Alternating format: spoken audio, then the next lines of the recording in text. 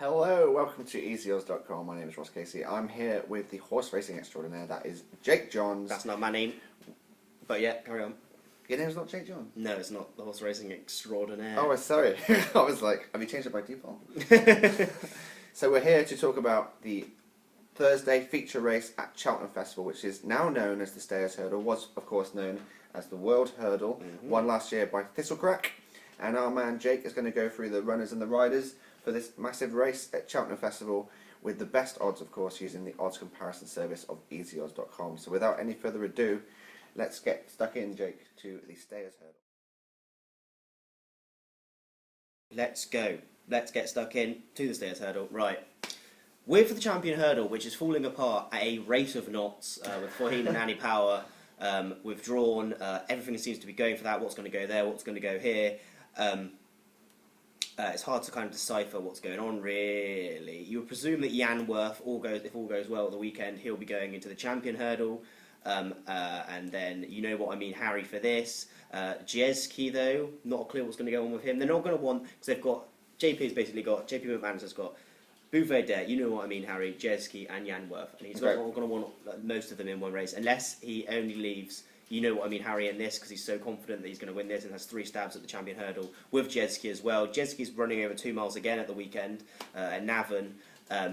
If he bolts up there, could easily go for the Champion Hurdle, be much shorter price than he is now. But he has been backed heavily overnight, actually, from last night for the Stayers Hurdle. So it's more than likely going to be Jan Worth and Bouvet for the Champion, you know what I mean, Harry, and Jeski for the World Hurdle. Well, Stayers Hurdle, I mean, sorry.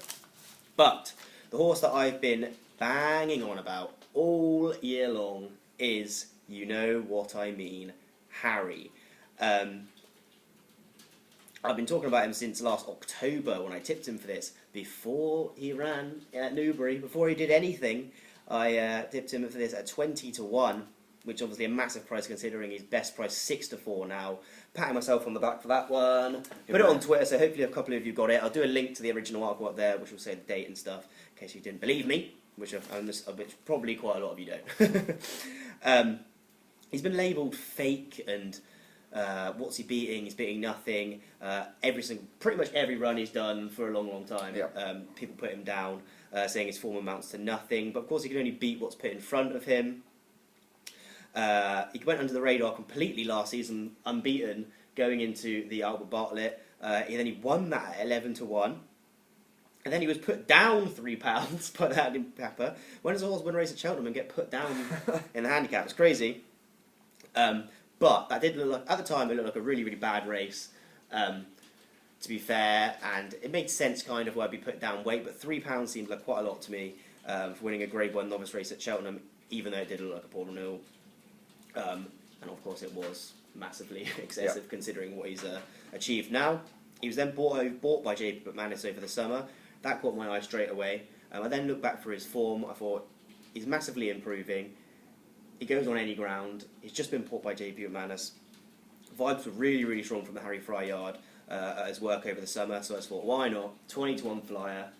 That's all right, even though he's gone down in the handicap. But yeah, and then on reappearance, that's when everyone started taking notice of his actual genuine credentials for the Stayers Hurdle. Showed an enormous engine, ran them completely ragged at Newbury. Obviously, everyone said the race fell apart. Snow Falcon fell when travelling all right, but has shown to be not great since then. Ballyoptic, well beaten in second. Race was completely... the race did kind of fall apart. But he did absolutely batter them, especially Ballyoptic, who was massively expected to be one of the challengers for the World Hurdle. Stayers Hurdle, got to stop doing that. For the Stayers Hurdle this season. The race then fell apart again at Ascot. Some argued Ballyoptic would have beaten him, which is just mental. Obviously, Ballyoptic finds a lot off the bridle, and apparently Richard Johnson said he had a lot of horse under him at the last, but you know what I mean, Harry had cruised past him. He was in front of him already, and Ballyoptic was well off the bridle at that point. I don't know for certain, obviously, no one does, but it looked like, you know what I mean, Harry was going to beat him that day. And then he showed it again by just battering Ballyoptic again in the Cleve Hurdle. And travelling to the race like an absolute dream. He travels like a monster. He's such a strong traveller, in fact. And in the Cleeve Hurdle, he showed that one with loads in hand, going after the last, and yeah, it was just a great run. One thing that worries me slightly about him, especially at Cheltenham, he's happened to him twice now in the Albert Bar and in the Cleeve Hurdle. He's got a fantastic record at Cheltenham, so you can't crab him for that. I think he's unbeaten at Cheltenham, in fact, in 4 starts. But Okay. don't hold me. I think it's 4 starts. But he tends to idle quite badly, and he drifts under pressure when he's in front. So what I would say, at Newbury, he ran them ragged, which was a bit of a surprise. But I would say he needs to be delivered very, very late. Doesn't want to be in front for that long. He drifted under pressure in the Albert Bartlett last year. In the Albert Bartlett last year, a lot of things went wrong for him. People forget that. Made a couple of mistakes, got hampered, drifted after when he hit the front. Did the same thing at just looked a bit idled quite badly in the Cleeve Hurdle last time.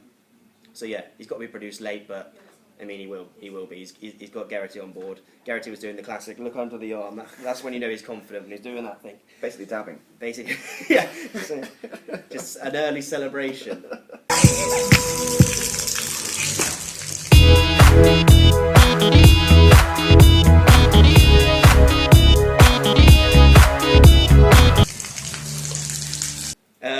Oh, that'd be amazing if he didn't dab, just stood up. Boom.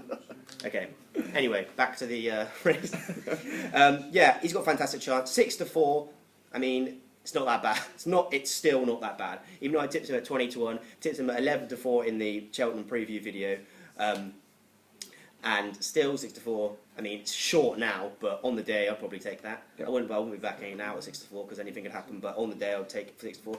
I put him in a couple of Accas or whatever, like Multiples if you fancy it as well, because you know he's a better price than Duvan and Altior and stuff. I mean, this race is a bit more competitive than that, but well, it's a lot more competitive. Let's be honest. But 6-4 is all right. I think it's about right.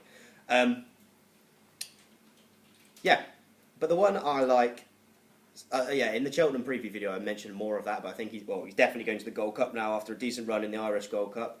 Really encouraging run when he unseated at the last, but won't go into that now. Another one that I liked comes out of the Cleeve Hurdle with a lot of respect. Cole Harden obviously won the race a couple of years ago.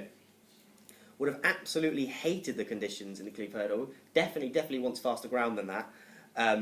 That was his best run, probably since he won that World Hurdle in 2015. He's likely to take them on from the front again, which could just set up the race for you know what I mean, Harry. But each way, he's a decent value at 14-1. Let's make sure he's still 14-1 actually, because I wrote these tips a while ago. Yeah, if we can still get him at 14-1 with a couple of bookmakers, that's pretty decent value. I could definitely see him placing on better ground. Might make it a little bit of a harder race actually for you know what I mean, Harry. Yeah, and he obviously likes Cheltenham. Warren Greatrix was extremely bullish after the race that it'll be better on spring ground, so he's a good price each way if you fancy an each way play. So yeah, Cole Harden each way at 14-1 if you fancy an each way one, but to win, you know what I mean, Harry. And if you've been following Jake for a while, then you will be dancing for joy because it was originally tipped at 20-1. Yeah. So if you're much like Jake and you love your anti-post tips, make sure that you get in there early with easyodds.com with the big prices. So let's go into the fact that this is sponsored by our friends Bet on Brazil, our former workmate Alan Brazil here at easyodds.com, and he is offering new punters with his firm 33-1 that you know what I mean, Harry wins this race. So that is a massive difference. That's a pretty big price between the 6-4 or 33-1. So if you don't have an account yet with Bet on Brazil, make sure that you do get that offer with the little link that we'll put at the end of the video. Don't forget to like this video, comment on this video, subscribe to our channel, and download the Cheltenham Easy Odds app where Jake will be doing previews for each and every feature race, as well as some of the other races on each day, such as the RSA and Albert Bartlett. We're doing quite. I think we're basically going to do a novice hurdle video and then a novice chase video. They'll be coming next week. And I'll be doing a handicappers video closer to the time, and possibly multiples one. So lucky 15. So stay tuned. My best 4 tips or something like that. Sounds good. So stay tuned for all those tips from our man Jake Johns. But don't forget that this pick here for the stairs hurdle, you know what I mean, at 13-8 or 33-1 if you want to get it with Bet on Brazil, or Cole Harden 14 to 1 each way. Thanks very much for watching. I've been Ross Casey. This is Jake Johns.